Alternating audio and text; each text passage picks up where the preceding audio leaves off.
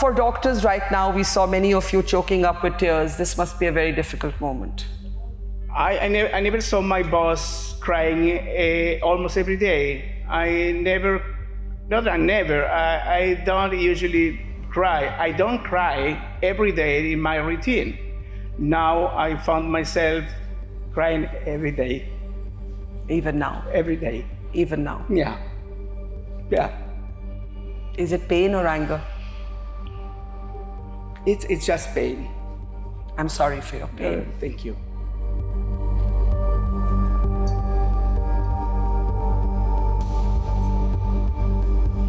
We are reporting from the National Forensic Laboratory here in Tel Aviv, where the difficult job of identifying those killed in the Hamas terror attack is on.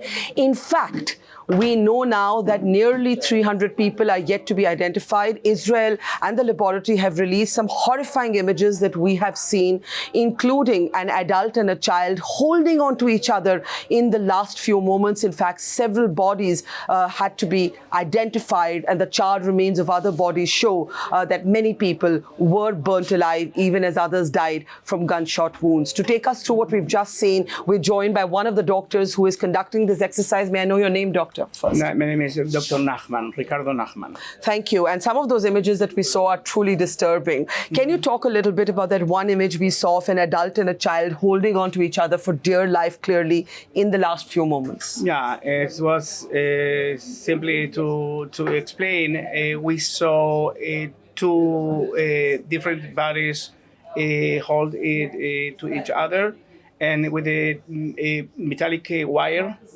just around, and we try to separate. So they were tied together? Yeah, very close to each other, and we had to perform another examination, a CT examination, to try to understand more what are you talking about, just because the... Yes. So images released actually show handcuffs, bodies tied together, charred remains, and as the doctor here is saying, several bodies had to be separated.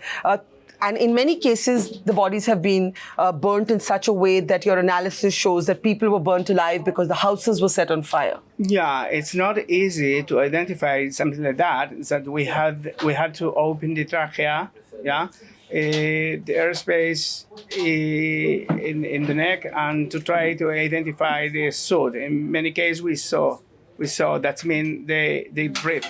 Yeah. So they were alive at the time of... Yeah.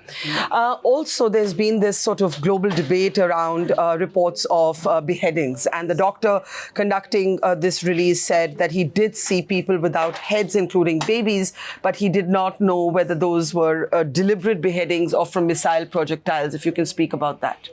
Okay, we don't know exactly what happened there. We saw some bodies without head, and if we have to be honest, we have to finish our forensic examination in order to understand what happened there.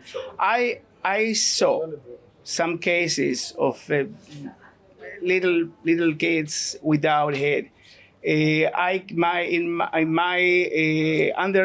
understanding, I think that something like that happened. The beheading. Yeah.